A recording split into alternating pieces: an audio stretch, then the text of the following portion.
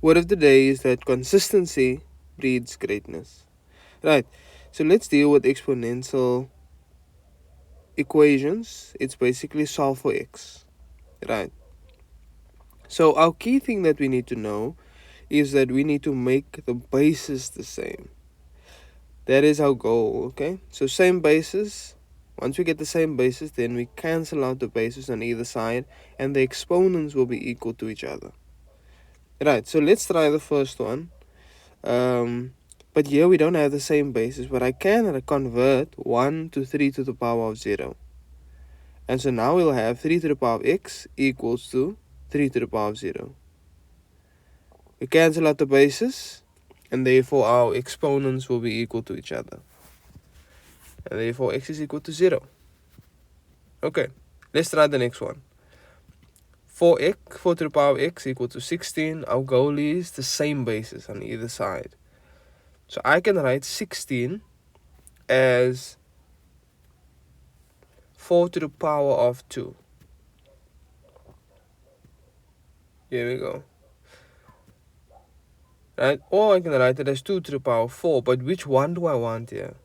Remember, our goal is the same basis, so we're going to use 4 to the power of 2. So we cancel out the bases, and our exponents, they are equal to each other. It's x is equal to 2. Right, and there we go. Now let's add complexity to it a bit. Just another step, that's all. Right, let's do the next one. Our goal is, again, the same basis. But now I have a coefficient in front of a base that has a variable in it. So we want to get rid of the number that is in front, okay? That has no exponent with a variable. So we divide by 6 both sides, and 6 divided by 6 is 1. And so remember, our goal is the same basis. So we can write 1 as 6 to the power of 0. 6, and there we go, 6 to the power of 0. Cancel out the bases, and then x minus 3 equals to 0. And x is equals to positive 3. And there we go. Okay. Pause the video and try the next one, and then compare your answer to mine. Remember, we have to have the same basis. So that's our goal. So we divide by 7 both sides, because 7 doesn't have exponent with the variable in it. Right. That gives us 49 to the power of x plus 2 equals to 7. Now we're not going to make 7 to 49 base, but we're rather going to take the 49 base and turn it into a 7 base. That's going to be written as 7 to the power of 2. Now you have to be very careful. Because remember, you still have an exponent by the 49, that's now 7 to the power of 2. And you also have to multiply it with both terms, that's the exponent. Right, so please be careful. You have to multiply it with both terms. So it's 2x plus 4. So I multiplied with the x and with the 2. Okay. I remember 7 has the invisible 1 there, not the 0. So 2x plus 4 equals to 1. Then it's going to be 2x equals to 1 minus 4. And the 4 we took over and became minus 4. That's negative 3. Divide by 2 both sides to get x alone. X is equal to negative 3 over 2. There we go. Bob's your uncle. Right, let's go to the next one, people. So here, this question is here to trick you. Which number are we going to divide by? The 8 that's in front or the 2? And you know, obviously, it's going to be the 2. Because the 2 doesn't have an exponent that has a variable in it. So we cancel out the 2, so it's going to give me 8 to the power of x equals to 64. There we go. So now, remember, our goal is to get the same basis on either side. Okay.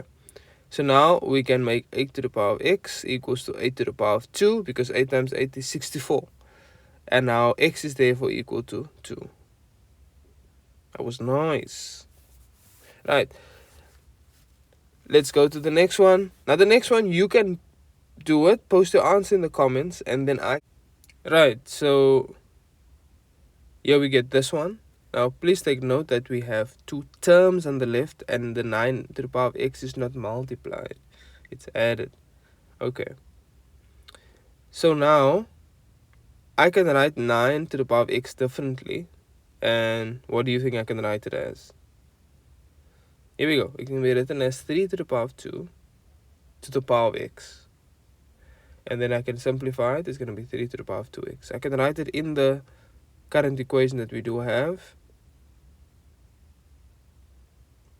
Equals to 36. Now some of you might look at everything and be like, we've been cancelling out bases. Let's just cancel out the 3's. No, people, you can't do that. Okay, please be careful. Don't do this. Right.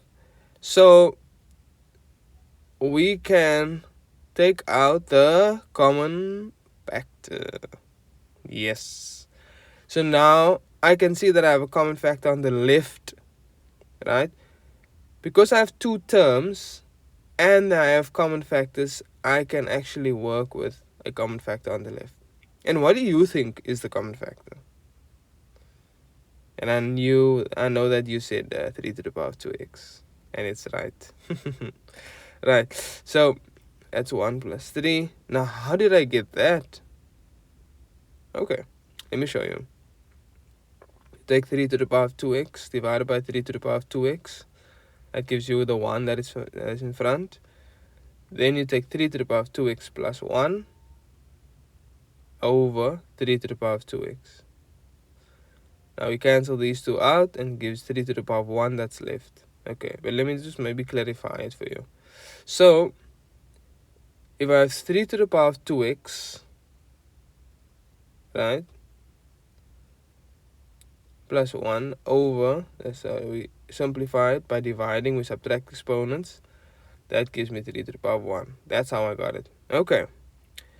And then equals to 36. We can't, right? 36 to the base 3. And 1 plus 3 is 4. And on the right hand side is 36. We get rid of the 4. And then 3 to the power of 2x equals to 9. So 36 divided by 4 is 9. I can write 9 now as the base 3. And then cancel out the bases. 2x equals to 2. And I can divide by both sides by 2. And then x is equal to 1. There we go.